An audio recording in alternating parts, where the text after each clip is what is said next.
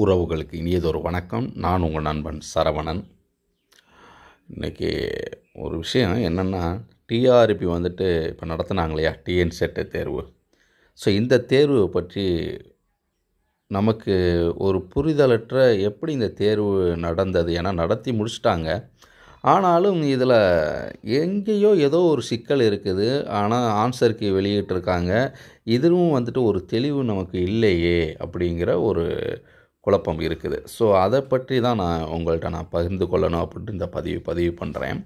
இப்போ என்னென்னு பார்த்தீங்கன்னா, டிஆர்பி தேர்வுகள் பள்ளி கல்வித்துறை, உயர்கல்வித்துறை தேர்வுகள் அனைத்துமே அவங்க தான் நடத்துகிறாங்க. பிடி அசிஸ்டண்ட்டாக இருக்கட்டும், செகண்ட் கிரேட் டீச்சர்ஸாக இருக்கட்டும், டெட்டாக இருக்கட்டும், பிஜி டிஆர்பியாக இருக்கட்டும், அடுத்து காலேஜ் டிஆர்பி, இப்படியான ஒவ்வொரு விடயமும் டிஆர்பி தான் நடத்தி அதை போஸ்டிங் கன்ஃபார்ம் பண்ணுறாங்க.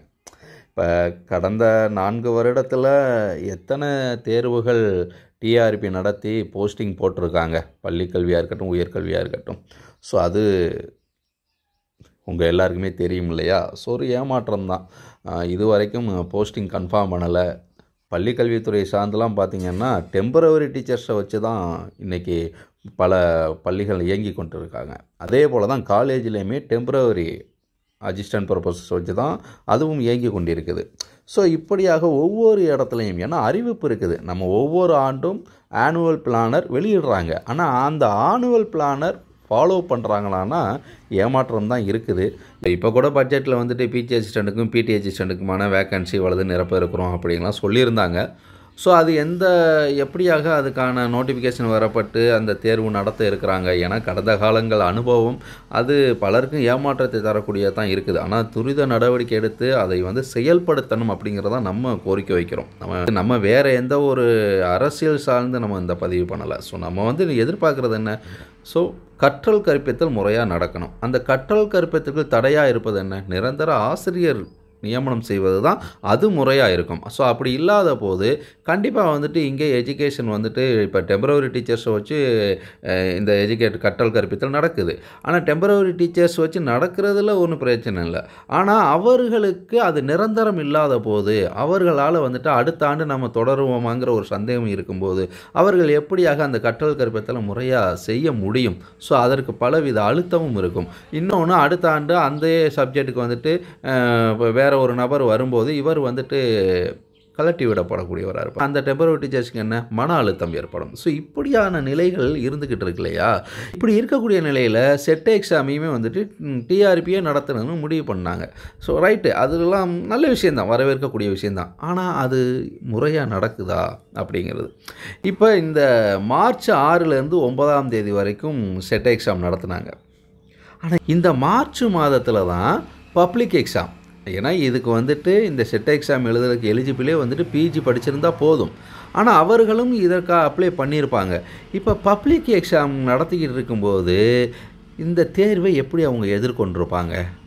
உண்மையிலே பெரும் கஷ்டம் தானே. அப்போ அவங்களுக்கு எவ்வளவு ஒரு மன உளைச்சல். அப்போ இதுக்காக அவங்க சூப்பர்வைசிங்க்கெலாம் போயிருப்பாங்க. அப்போ அவங்களுக்கு அதில் இருந்து விலக்கு கேட்கணும். அப்போ அவங்களால கடைசி நேரத்தில் திருப்பி பார்க்கக்கூட வாய்ப்பு இல்லாமல் இருந்திருக்கும். ஸோ இது நிதர்சனமான உண்மை. ஸோ இதை கூட எப்படி கவனிக்காமல் விட்டாங்க அப்படிங்கிறது உண்மையிலே ஒரு வேதனையாக தான் இருக்குது.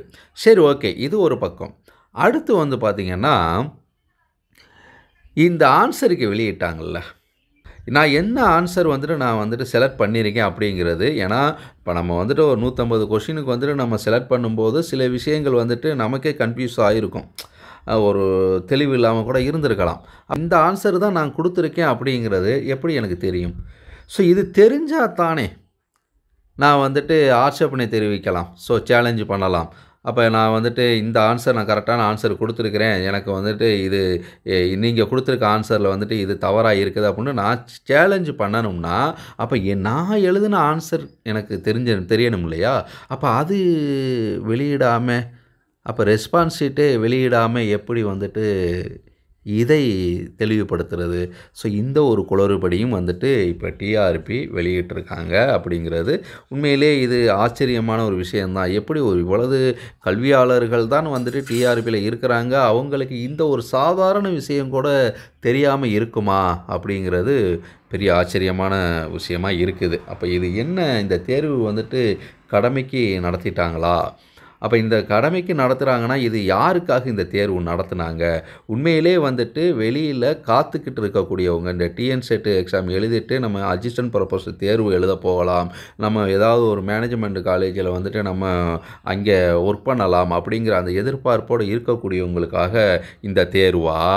இல்லை இந்த தேர்வை வைத்து யாருக்கு ப்ரொமோஷன் வாங்கக்கூடிய நபர்களுக்காகவே இந்த தேர்வு நடைமுறைப்படுத்தப்பட்டதா அப்படிங்கிற ஒரு சந்தேகம் இருக்குது இல்லையா? ஸோ இது ஏன் இவ்வளவு குளறுபடியோட இந்த டிஆர்பி இப்படியான தேர்வை நடத்துனாங்க அப்படிங்கிறது வேதனையான ஒன்று.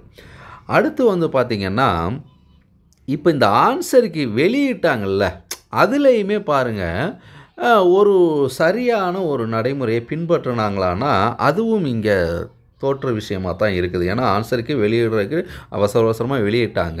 Paper 1 paper 2. ஸோ அது ஒவ்வொரு நாளும் வந்துட்டு 6லேருந்து 9ஆம் தேதி வரைக்கும் அதை வந்துட்டு பிரித்து வெளியிட்டிருந்தாங்க. ஆனால் சில சப்ஜெக்ட்லாம் வந்து பார்த்திங்கன்னா காலையிலையும் நடத்தி மாலையும் நடத்தக்கூடிய சப்ஜெக்டும் சில சப்ஜெக்ட் இருந்திருக்கு.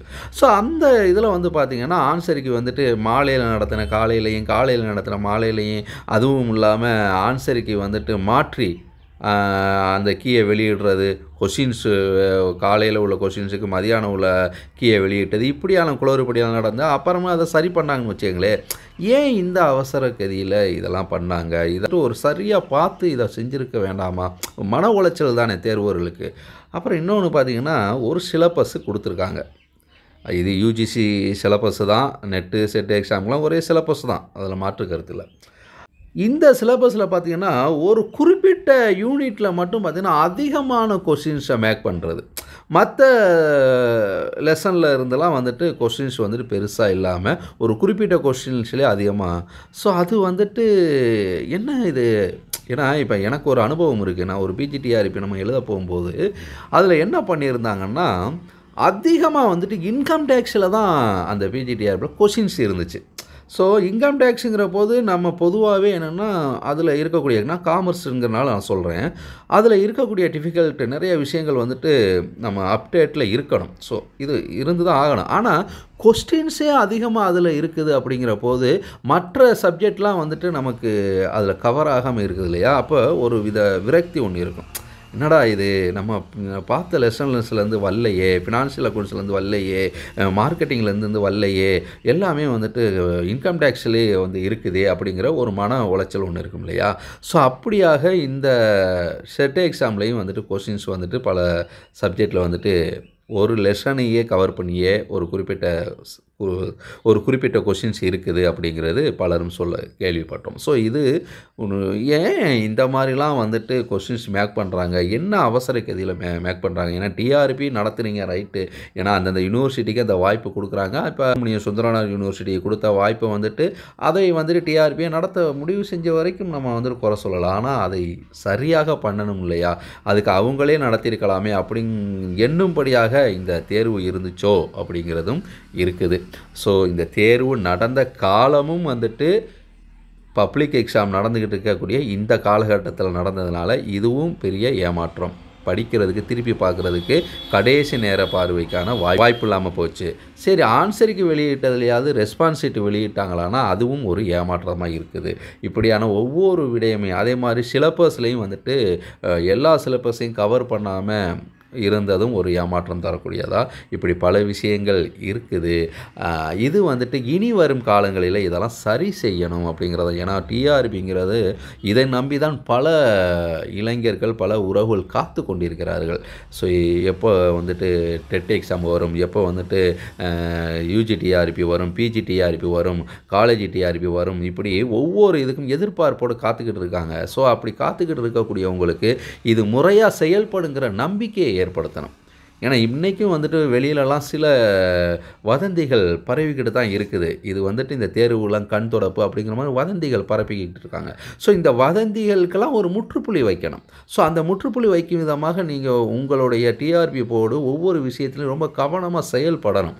இல்லைன்னா அந்த வதந்திகள் உண்மையோ அப்படிங்கிற எண்ணும்படியான ஒரு சூழல் ஏற்படும். அப்போ என்ன ஆகும், படித்த இளைஞர்கள் அவர்கள் படிப்பு மேலே உள்ள அந்த ஆர்வம் போயிடும். அப்போ ஆர்வம் போயிடுச்சுன்னா சரியாக அந்த டீச்சிங் கற்றல் கற்பித்தலுக்கான நபர்கள் இல்லாமல் போயிட்டால் என்ன ஆகும், அப்போ எஜுகேஷனே வந்துட்டு பாழாயிரும். அப்போ அதுக்கான அந்த பேஷை வந்துட்டு நீங்கள் உருவாக்கி கொடுக்கணும் இல்லையா? அதை செய்யாமல் நீங்கள் என்ன தான் வந்துட்டு அறிவிப்பு விட்டாலும் அந்த அறிவிப்புக்கு எந்த ஒரு ரெஸ்பான்ஸும் இருக்காது.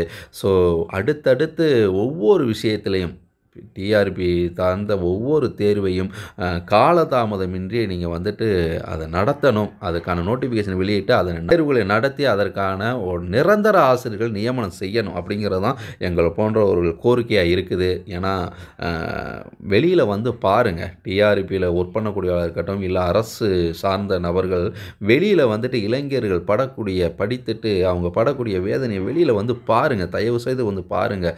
சம்பளம் கூட கிடைக்காம சரியான சம்பளம் இல்லாமல் இல்லை வேறு ஒரு இடத்துக்கு போகலாம்னா இந்த வேலையை விட்டுட்டு இன்னொரு இடத்துக்கு நம்ம போகும்போது அங்கே நமக்கான பேச எப்படி இருக்கும், அப்படியே நம்ம போனாலும் கிடச்சிருமா, இன்னொன்று அந்த நிறுவனம் இந்த நிறுவனம் பேசுனாங்கன்னா இவன் இங்கே வேலை பார்த்துட்டு இன்னொரு நிறுவனத்தில் வந்து வேலை தேடியிருக்கான்னு சொல்லிட்டு அப்போ இங்கே உள்ள நம்பிக்கை நம்ம மேலே ஒரு நம்பகத்தன்மை ஏற்படுது. இப்படியாக ஒவ்வொருத்தனும் வந்துட்டு அங்கே படக்கூடிய வேதனைகள், குறைந்த சம்பளத்தில் ஒவ்வொரு இளைஞனும் வந்துட்டு எவ்வளவு சிரமத்தில் வாழ்ந்துக்கிட்டு இருக்கான் அப்படிங்கிறத நீங்கள் வெளியில் வந்து பாருங்கள், தெரியும். நீங்கள் சாதாரணமாக சொல்லிட முடியாது. படித்த பலரும் வந்துட்டு அவ்வளவு வேதனை வாழ்ந்துக்கிட்டு இருக்காங்க. ஸோ நீங்கள் வெளியில் வந்து பார்த்தா தான் தெரியும். அந்த வாதங்கத்தில் நான் சொல்கிறேன். ஸோ தயவு செய்து டிஆர்பி போர்டு முறையாக செயல்பட்டு இதில் சரியான ஒரு நெறிமுறையை பின்பற்ற வேண்டும் அப்படிங்கிறதான் கோரிக்கையாக இருக்குது. அதை பின்பற்றுவீர்கள் என்ற நம்பிக்கையோடு மீண்டும் ஒரு நல்லதொரு வாய்ப்பில் சந்திப்போம் உறவுகளே. நன்றி, வணக்கம்.